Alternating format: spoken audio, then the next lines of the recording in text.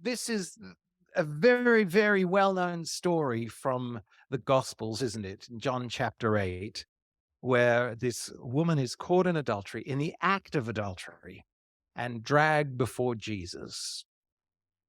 And uh, what do we make of it? Why is it here? You might notice if you look in your Bibles, it might say, it might be in italics, or there might be a footnote saying, in some of the original many of the earliest manuscripts we have, this passage doesn't appear.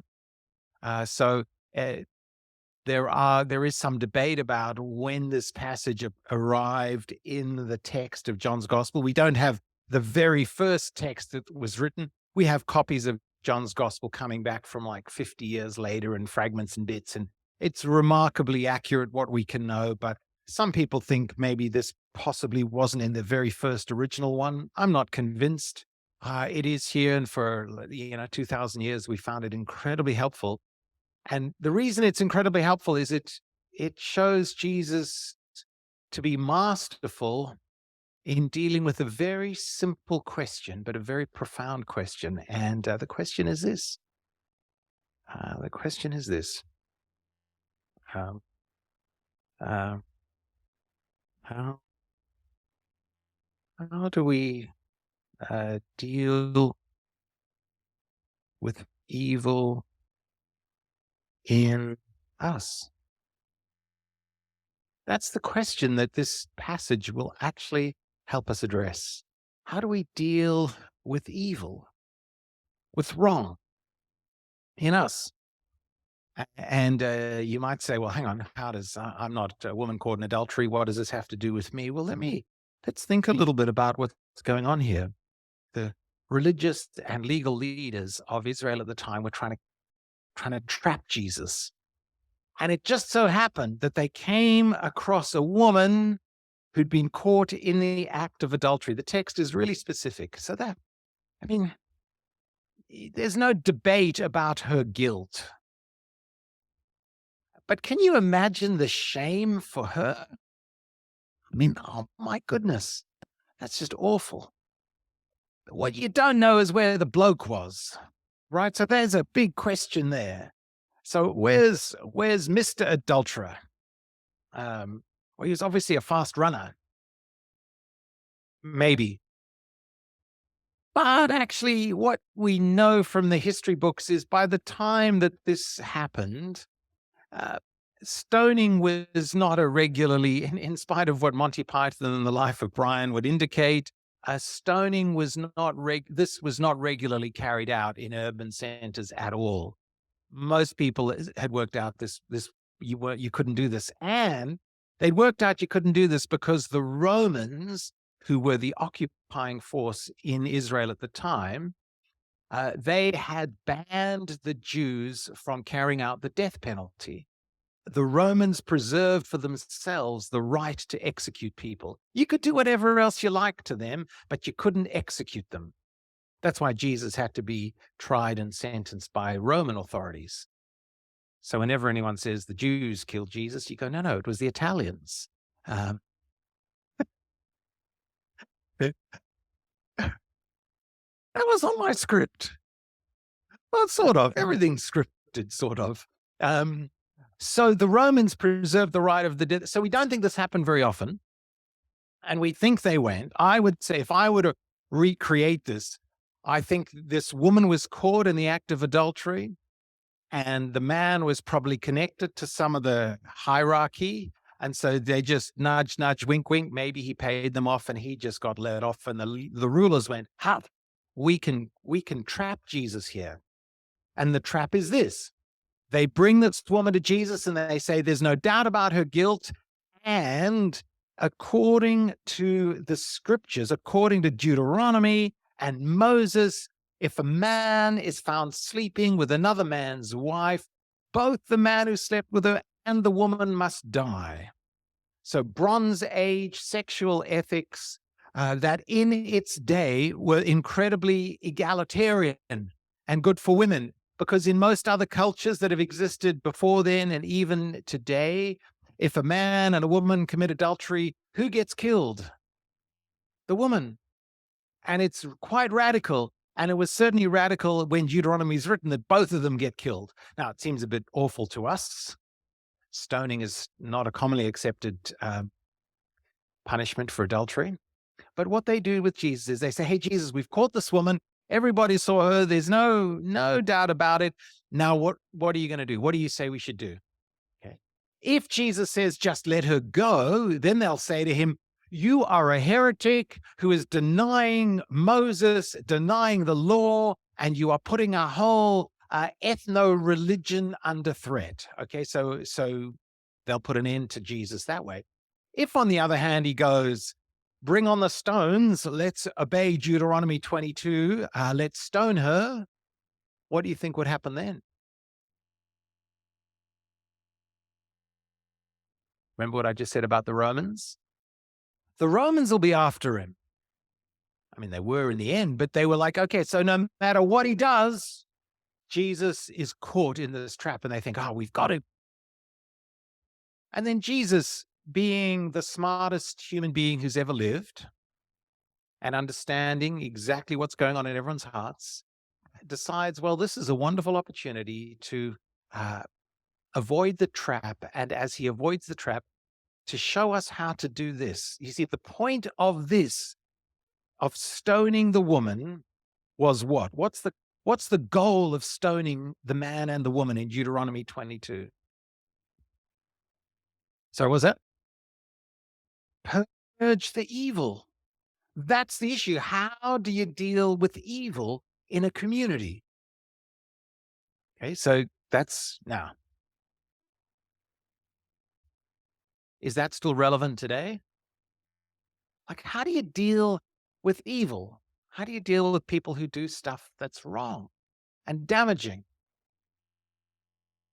Oh, that's fascinating, right? So you can deny it, you can minimize it, but how do we do it?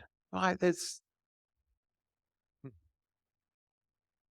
Here's a very common temptation, isn't it?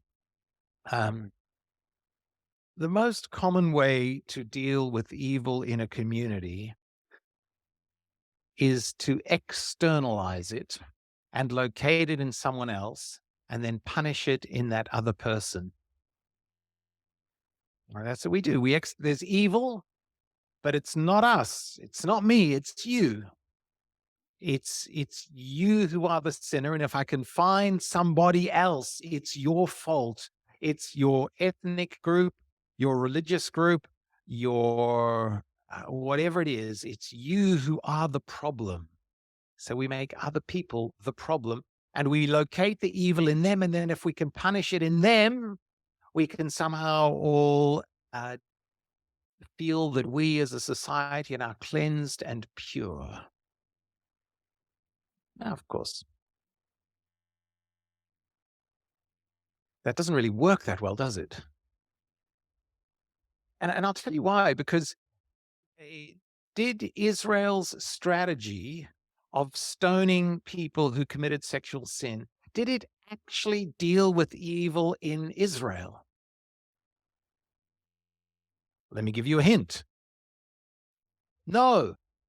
This was written, these laws they got maybe 1,000, so they'd had 1,000 years of being told that this is going to purge evil. And then they've still could just find a woman who'd committed adultery and drag her forward. So it clearly hadn't worked.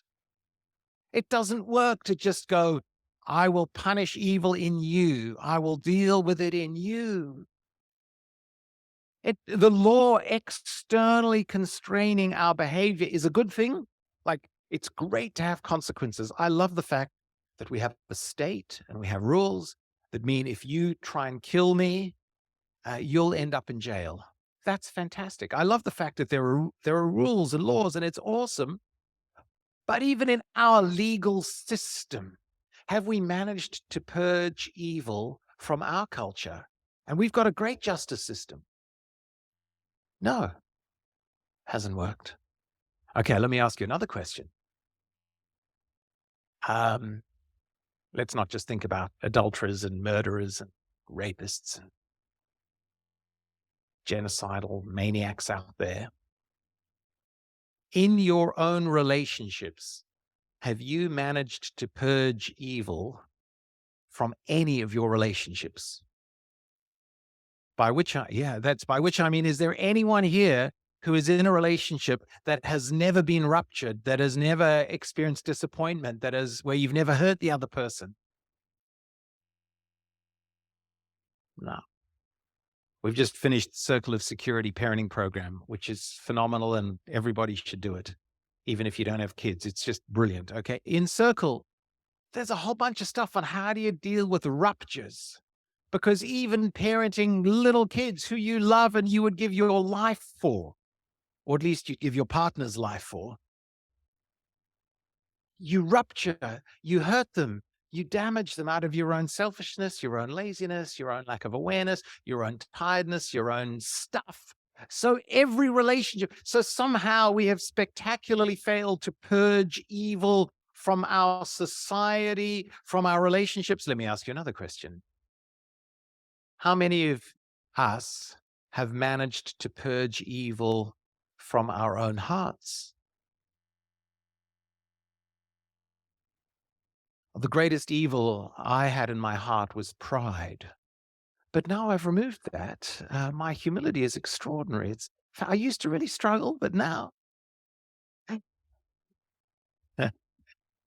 Alexander Solzhenitsyn, in a very, very famous line, he was living in Soviet Russia, a dissident. He ended up in the Russian gulags. He wrote a book called The Gulag Archipelago that was enormously influential in dismantling Soviet Union because his writings got out into the Soviet people, and they actually started to face up to what was going on, and the rest of the world understood what was going on. And in the Gulag Archipelago, Solzhenitsyn says the thing he learned in the gulags was that the line between good and evil does not run between nation states or between cultures or between people, but the line between good and evil runs straight through every human heart. Okay, so that's the thing. So the purging of evil, purging the evil from Israel, requires something far greater than scaling up the adherence to law with greater consequences. So you can't do it externally. You can limit evil, you can punish evil, but you can't purge evil. You can't get it out because it's deeply embedded inside each and every one of us. You go, oh, and you know that. And I know that. But it's deeply uncomfortable. So I try to deal with it in all kinds of ways, mostly by seeing the evil in you, which is much more psychologically tolerable for me.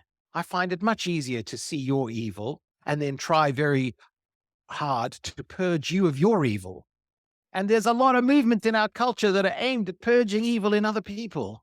And often the people who are most committed to the purging of evil in others are not averse to committing great evil in the attempt to purge evil from others.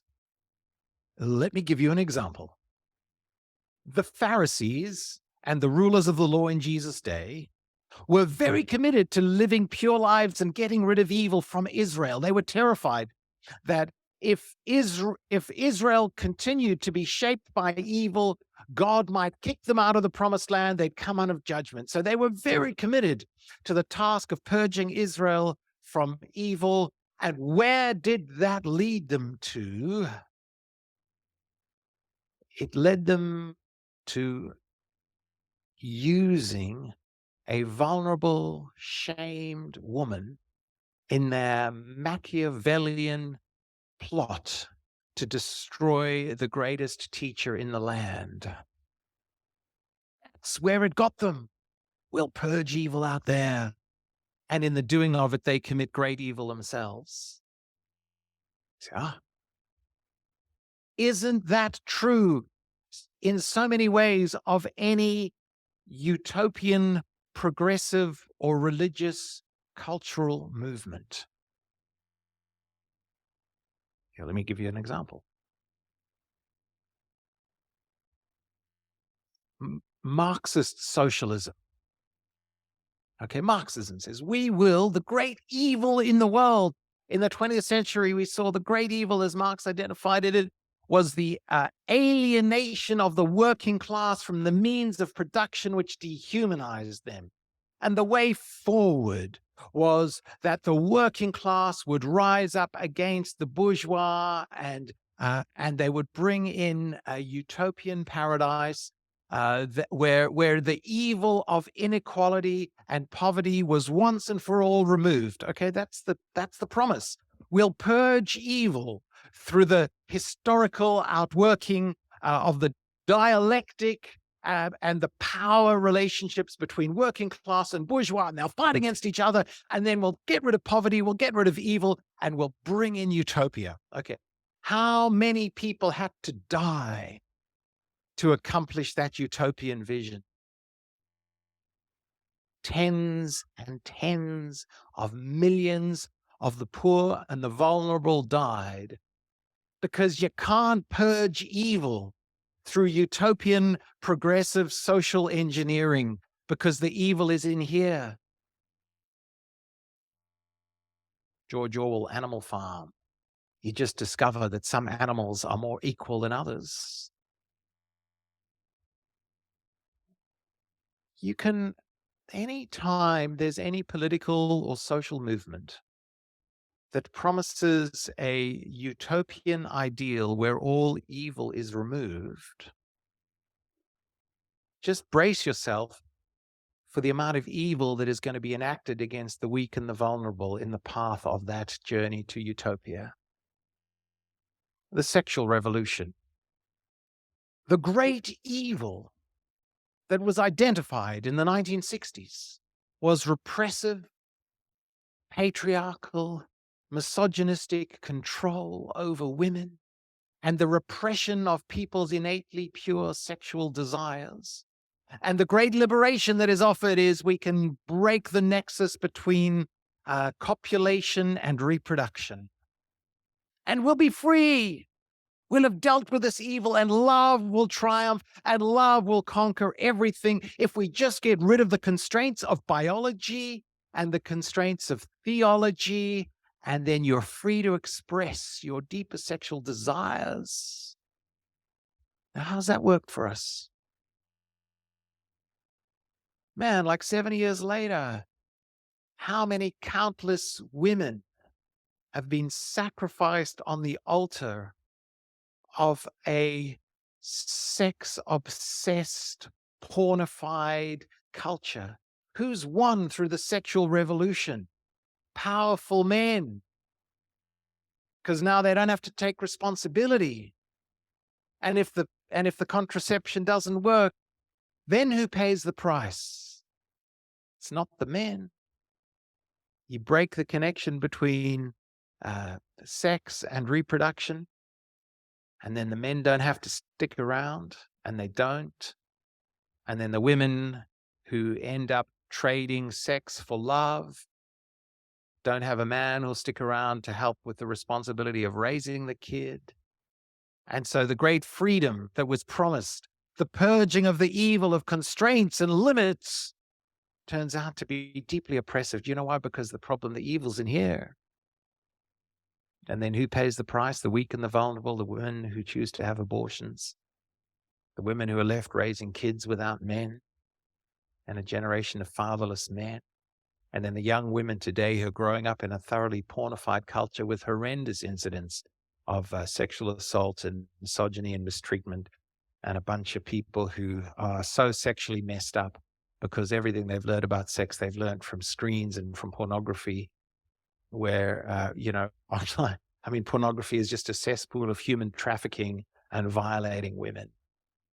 So anytime anyone says, we've got this idea that is going to remove evil and set us all free, if only everyone just gets on board with the program, that is a recipe for long-term oppression and destruction of humanity, because the evil is inside each and every one of us. And I tell you, 10 times out of 10, the people who are leading that progressive utopian drive are not owning their own evil. So that's the introduction. I've set the scene. Are you all awake? Okay, so this is the question. So you go, Mark, how do I deal with the evil in me? Well, you've got to understand.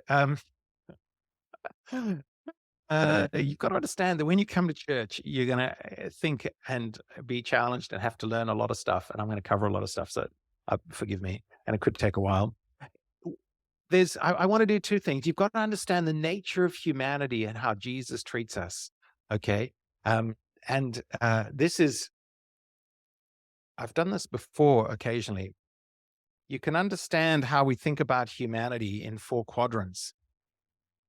Um, on this quadrant is our, as it were, essential nature. And on this quadrant, on this axis, sorry, is our moral nature, as it were.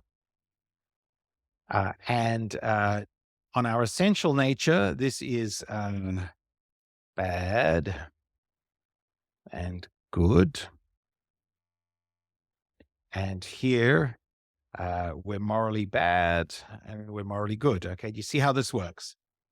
And you can map how we think of humans and how different religions and philosophies understand what people are.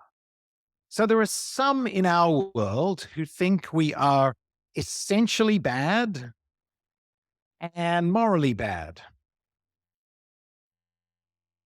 They are the nihilists.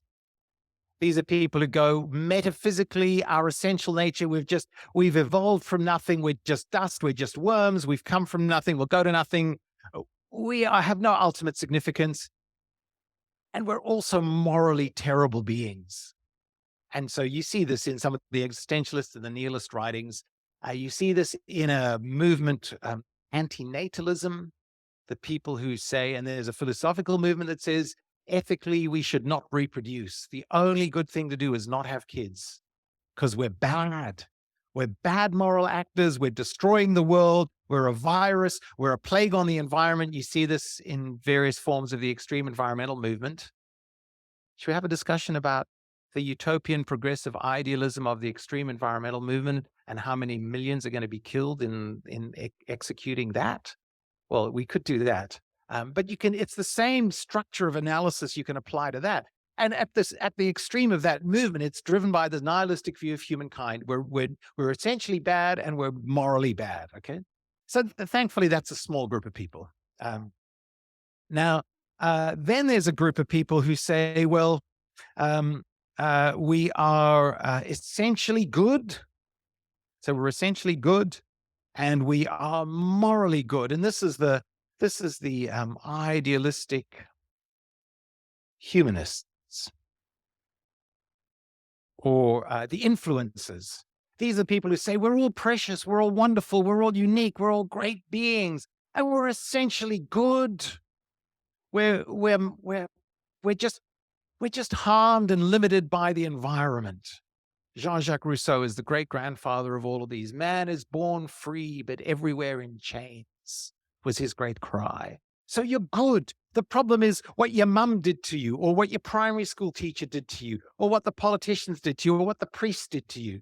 But you're essentially good. And if each of us is just left to our own devices, we will live in some utopian paradise because our nature is good and wonderful and dignified. And morally, this is what we're like. Can I get an amen to that? No, that's really not, that's not great either. Um,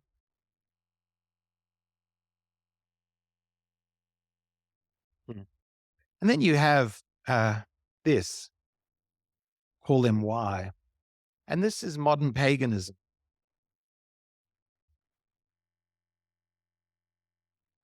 which is the most common religion in our day. And modern paganism says this: you and I are evolved from nothing. Our lives, we are metaphysically and essentially nothing. Like we're just a collection of atoms brought together with no essential value. And we see this in all sorts of ways. People's lives are cheap and expendable at the beginning of life and at the end of life. There's no real value. But on the other hand, we are morally beautiful, extraordinary, exquisite beings. where you can't criticize anyone, but actually at the same time, we have no real dignity. We come from nowhere, we're going home to nowhere, and in the middle, we really aren't much. But we're still wonderful and capable of freedom and beauty and truth and glory and justice. And that's why, by the way, this is the worldview of, as the Catholic philosopher Peter Kreeft calls this, modern paganism. And it's the dominant view. So you can never criticize anyone. Everyone's good. Your desires are pure and wonderful. You've got the human rights movement is full of this, right? Everybody has a right. I have a right to this and I have a right to that because I can't do anything wrong, because I'm morally pure. There's no foundation in that, because actually there's no intrinsic value in any person. Okay, so this is uh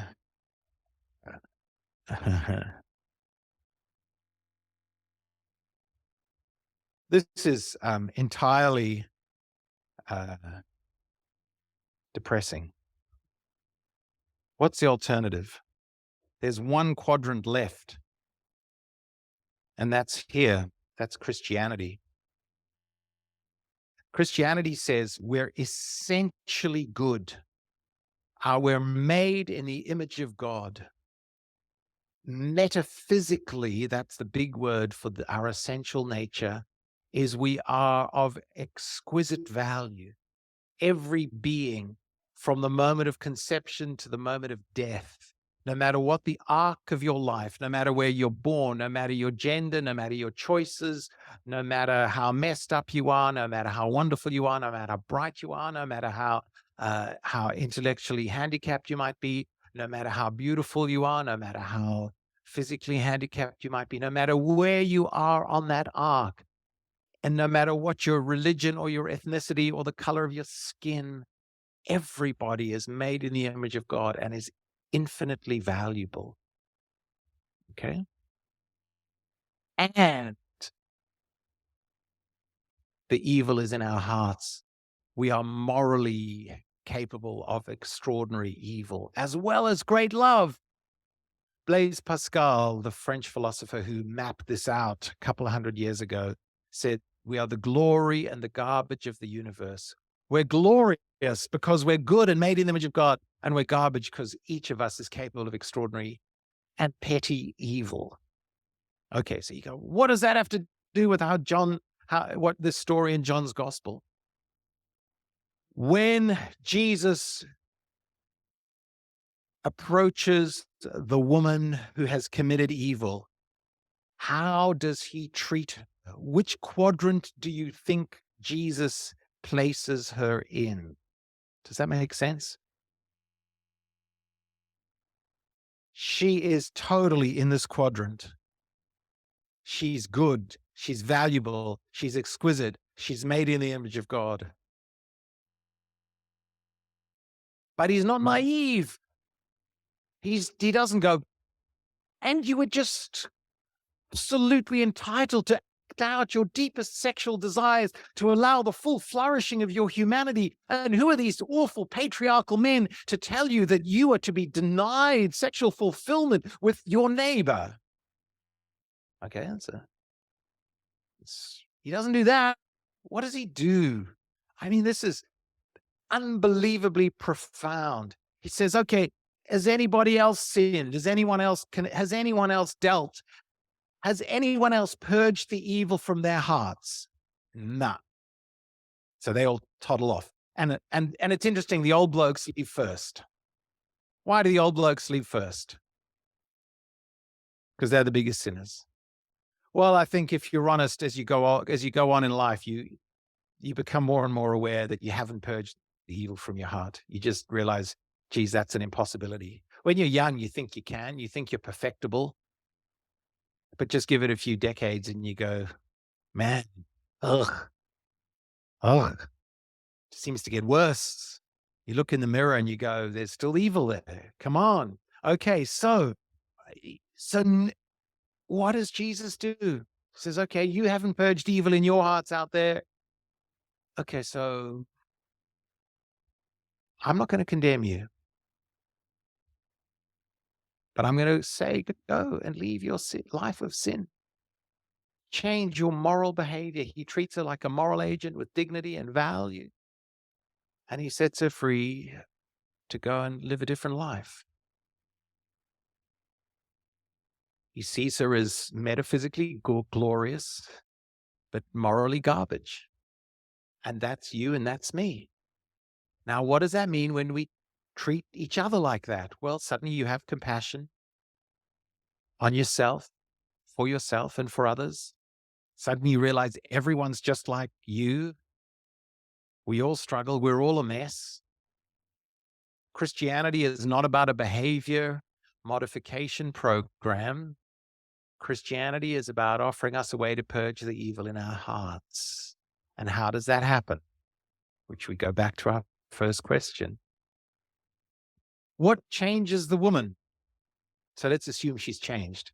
Let's assume her life is now purged of evil. She says, what changes her? Forgiveness? Yep. What change? Forgiveness? Yep. What changes it? Gratitude? Yep. That's a very clever answer. I'm looking at just think up a level. There's a more basic answer. What changes her? Sorry? Love and acceptance. Yep. That's all great.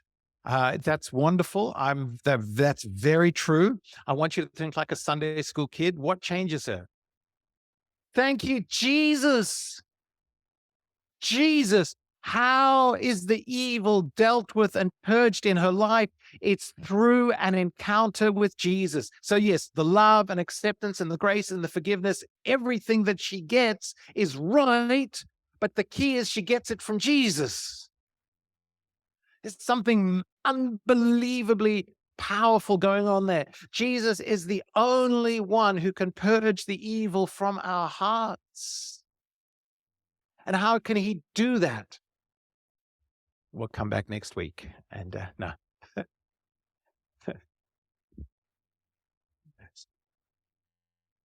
the promise of the Bible.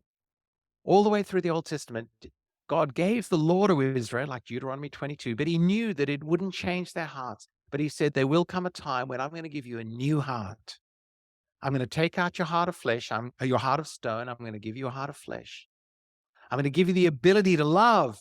I'm going to purge the evil from your heart. So you will no longer do evil because you won't be evil. And the way that happens is through an encounter with Jesus. Because what does Jesus do? He's the only truly innocent man who has ever lived. The only person who is both metaphysically, if you want to think about it in these terms, Jesus is the only one who actually existed here. Jesus is the only one who is both morally pure and metaphysically glorious.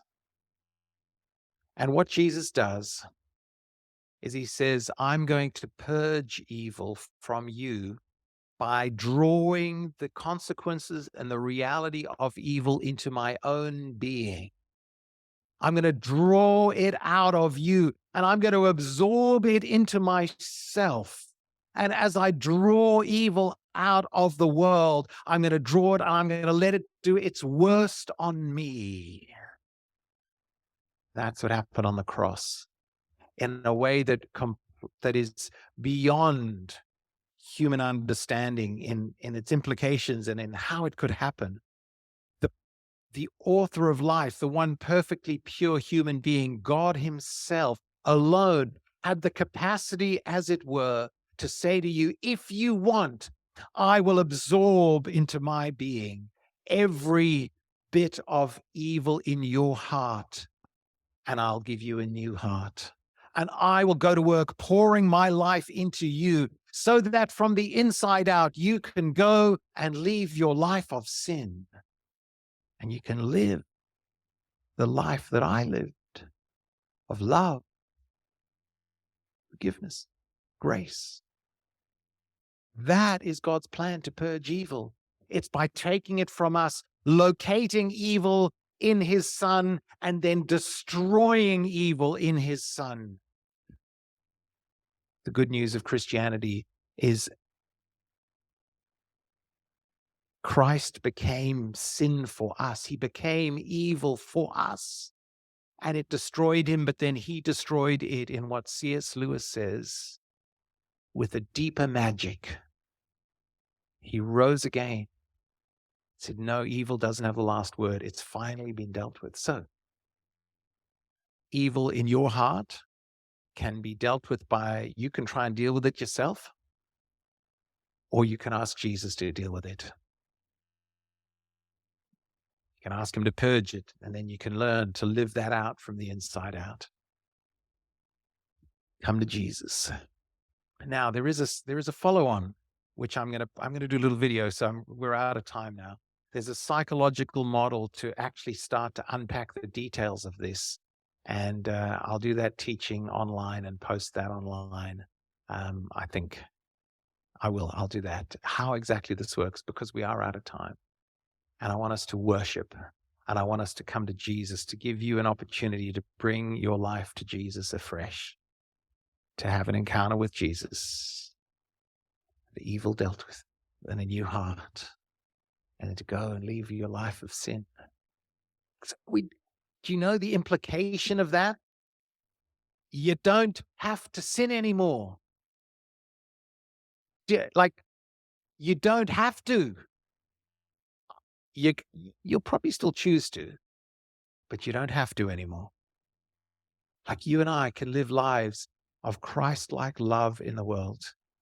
It takes effort, takes training, takes work, but it's possible.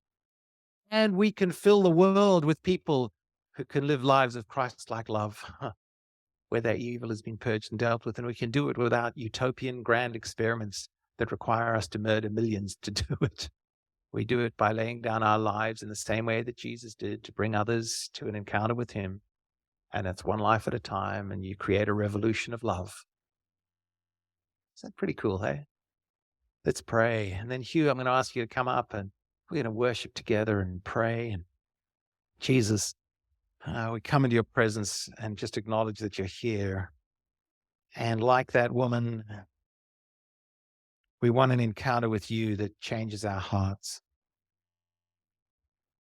And we bring to you those parts of us that are sinful, those parts of us that are evil, those parts of us that are petty and small and mean and scared and addicted. We bring ourselves to you and we say, Jesus, come and heal us this morning. Jesus, come and forgive us. Jesus, come and fill us with your power so that we can go live lives of love and be the women and the men that we really were made to be and that we want to be.